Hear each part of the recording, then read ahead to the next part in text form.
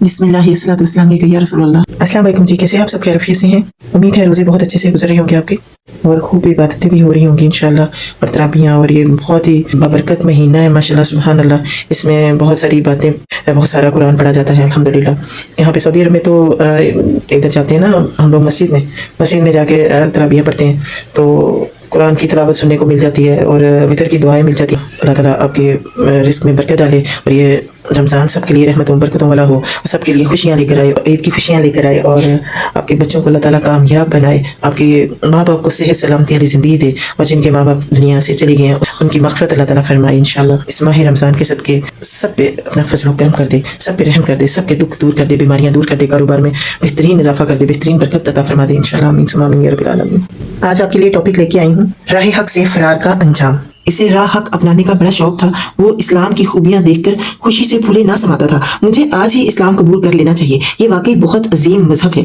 इसका नाम जिबला बिन अहम था। वो खसान कबीले का सरदार था। ईमान की बशासत इसे इस्लाम कबूल करने पर उभार रही थी। इसने इस्लाम कबूल कर लिया और खलीफा वक्त उमर बिन खत्ताब रज़ियल्लाहु अन्हु को खत लिखा, क्या आपसे मुलाकात हो सकती है? मैंने इस्लाम कबूल कर लिया है। उमर रज़ियल्लाहु अन्हु और दूसरे मुसलमान जिबला के कबूल हक की खबर पाकर बेहद खुश हुए। अमीरुल मोमिनीन उमर रज़ियल्लाहु अन्हु ने जवाबन कहा, तुम्हें वो तमाम तहफ़्फ़ुज़ात हासिल हैं जो इस्लाम ने हमें दिए हैं। इसके साथ ही अब तुम पर वो तमाम अवामरो नवाही भी लागवा है कि जिनका इस्लाम ने हमें पाबंद किया है। जिबला अपने 500 शाहसवारों समेत निकला। जब वो मदीने के करीब पहुंचा तो इसने सोने के तारों से शाहाना लिबास पहना, सर पर शाही ताज रखा जिसमें नहायत बेश कीमत हीरे जवाहरात जगमगा रहे थे। अपने लश्कर को भी खुशनुमा लिबास पहनाने का हुक्म दिया। फिर मदीना मुनव्वरा में दाखिल हुआ। मदीने के सब लोग, बच्चे बूढ़े, हत्ता के औरतें भी घरों की खिड़कियां खोलकर इसकी तरफ झांकने लगी। वो उमर रज़ियल्लाहु अन्हु की खिदमत में पहुंचा। आपने उसे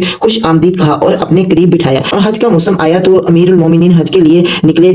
जिबला ने भी आपके साथ हज करने का इरादा जाहिर किया। अमीरुल मोमिनीन उमर रज़ियल्लाहु अन्हु बैतुल्लाह का तवाफ कर रहे थे। बनु फज़ारा के एक गरीब आदमी का पैर जिबला के अज़ार पर आ गया। जिबला ने उसे 16 बार आंखों से देखा और इतने जोर का तमाचा मारा कि इस गरीब की नाक की हड्डी तोड़ डाली। ये मुकदमा उमर रज़ियल्लाहु अन्हु की अदालत में पहुंचा। उमर रज़ियल्लाहु अन्हु ने जिबला को तलब कर लिया और पूछा, जिबला तुमने दौरान तवाफ अपने भाई के चेहरे पर थप्पड़ क्यों मारा?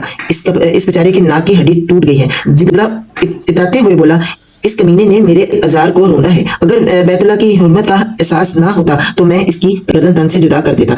उमर बोला, तुमने अपने जुर्म का एतराफ़ कर लिया है, लिहाजा अपने इस भाई को राज़ी करो वरना तुमसे बदला लिया जाएगा और तुम्हारा ये भाई तुम्हारे चेहरे पर इसी तरह थप्पड़ मारेगा जिस तरह तुमने इसे थप्पड़ रसीदा किया था। जिबला बोला, जनाब उमर, मैं खसान का बादशाह हूँ, भला ये आम बाजारी आदमी मुझसे कसास लेगा? उमर बोला, यकीनन ऐसा ही होगा। इस्लाम ने तुम दोनों के दरमियान मसावत कायम की है। अगर तुम में से किसी को दूसरे पर बर्तरी हासिल हो सकती है तो इसका वाहिद मेयार तकवा है। जिबला बोला, मुझे ऐसे इस्लाम की जरूरत नहीं, मैं दोबारा ईसाई हो जाऊंगा। उमर बोला, इस्लाम का हुक्म है कि जो इस्लाम को छोड़कर मुर्तद हो जाए इसे कत्ल कर दो। अगर तुमने ईसाईयत कबूल कर ली तो मैं तुम्हें मौत के घाट उतार दूंगा। जिबला बोला, कल तक के लिए मोहलत दीजिए ताकि मैं इस बारे में गौर कर लूं। उमर बोले, जाओ, तुम्हें कल तक की मोहलत है। जब रात का सन्नाटा छा गया और लोग नींद की आगोश में खराटे लेने लगे, जिबला चुपके से उठा और अपने लश्कर समेत मक्का से निकल भागा। वो कस्तंतनिया पहुंचा और ईसाईयत कबूल कर ली। वहां इसने कुछ अरसा गुजारा। जिंदगी की रौनकें खत्म हो गई। ईमान की हलावत से जो तरोताजगी पैदा हुई थी वो खत्म हो गई। दिल मुरझा गया। हसरत और अफसोस के जज्बात उसके दिलो दिमाग पर छा गए। इसे अपने ज़माना इस्लाम की हसीन और दिलनशी यादें तड़पाने लगी। नमाज की हलावत और रहकर याद आने लगी। वो रब्बुल आलमीन के साथ शिर्क करने और दीन इस्लाम छोड़ने पर बहुत नादम हुआ। जिबला बिन अहम मारे पेशानी फूट फूट कर रोया और ये इशार कहे, मोअज़्ज़ज़ लोगों ने एक थप्पड़ के आर से ईसाईयत अख्तियार कर ली। अगर वो सब्र कर लेते तो इसमें कोई नुकसान नहीं था। घेर लिया मुझे हर धर्मी और तकब्बर ने और मैंने इसके लिए सही आंख को कानेपन के बदले फरोख्त कर दिया। काश मेरी माँ मुझे जन्म ही ना देती। काश मैं इस बात को कबूल कर लेता जो उमर रज़ियल्लाहु अन्हु ने मेरे लिए कही थी। کاش میں جنگلوں بیابان میں اونٹنیاں چراتا اور میں اور ربیہ اور مزر میں چل پھر رہا ہوتا. کاش میرے لیے شام میں ادنی سی گزران ہوتی اور میں اپنی قوم میں اندھا اور بہرا بن کر بیٹھا رہتا. بعض لوگ چاہتے ہیں کہ اپنے شب و روز دین اسلام کے احکام کے مطابق گزاریں، لیکن تکبر ان کی راہ کا روڑا بنا رہتا ہے. اسی بنا پر وہ شاعر اسلام کی پیروی نہیں کرتے، پاجامہ اپنے ٹخنوں سے اونچا نہیں رکھتے، تکبر کی بنا پر داڑھی نہیں رکھتے، مشرکین کی مخالفت نہیں کرتے. وہ اپنی ظاہری سج دھج کو اپنے رب کی اطاعت گزاری کے مقابلے میں زیادہ قابل ترجیح سمجھتے ہیں. اسی طرح بعض عورتیں پردے کے معاملے میں ہمیشہ سستی اور کاہلی سے کام لیتی ہیں، ہر وقت اپنے حسن کی آرائش و زبائش اور نمائش ہی میں لگی رہتی ہیں. بھڑکیلے لباس پہن کر اترتی ہیں، آئیبرو کے بال نوچ کر اور تنگ لباس پہن کر اپنے جسم کے نشیب و فراز کی نمائش کرتی اور اپنے رب کی نافرمانی میں مشغول رہتی ہیں. جب انہیں نصیحت کی جاتی ہے تو تکبر سے سر جھٹکتی ہیں اور سرکشی اور نافرمانی کرتی ہیں. رسول اللہ صلی اللہ علیہ وآلہ وسلم کا فرمان عالی شان ہے، جس شخص کے دل میں ذرا بھر بھی تکبر ہوگا وہ جنت میں نہیں جا سکے گا.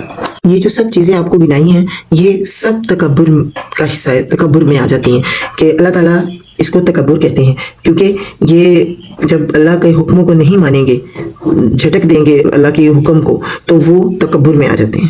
ان سے کہا جاتا ہے کہ داڑھی رکھو تو وہ داڑھی نہیں رکھتے تو تکبر میں آگے. عورت کو کہا جاتا ہے کہ آئیبرو کے بال مت نوچو اور تنگ لباس نہ پہنو، بھڑکیلے لباس پہن کے باہر نہ جاؤ، حجاب پہن کے جاؤ، پردہ کر کے جاؤ، تو وہ تکبر میں آ جاتی ہے، وہ جھٹک دیتی ہے اپنے سر کو، وہ نہیں یہ کام کرتی. تو اس کا مطلب ہے کہ یہ نافرمانی میں پڑے ہوئے ہیں اور تکبر میں پڑے ہوئے ہیں. حالانکہ یہ اللہ کا حکم ہے، تو پتہ نہیں کیوں نہیں مانا جاتا، کیوں نہیں مانتے کہ یہ اللہ کا حکم ہے، اس کو ہم نے ماننا ہے. اور اگر کوئی نصیحت کرے وہ شخص بہت برا لگتا ہے، وہ نصیحت کر کے جائے گا کدھر؟ اس کو اتنی باتیں سنائی جاتی ہیں کہ این بوتا دیندہ پتہ ہے، اے بوتے حجن بندی ہے، تو ہزار باتیں سنائی جاتی ہیں. حالانکہ جو بتانے والا ہوتا ہے وہ اللہ کا پیغام پہنچا رہا ہوتا ہے، اللہ کا حکم سنا رہا ہوتا ہے، لیکن اس کو باتیں سنا کے اس کو بھی جھٹک کے تو اپنے ہی اس میں لگے رہتے ہیں. اللہ تعالیٰ ہم سب کو ہدایت عطا فرمائے کہ اللہ کے حکموں پہ عمل کریں، اللہ کی اطاعت کریں اور نبی پاک صلی اللہ علیہ وآلہ وسلم کی سنتوں پہ عمل کریں. انشاءاللہ آمین.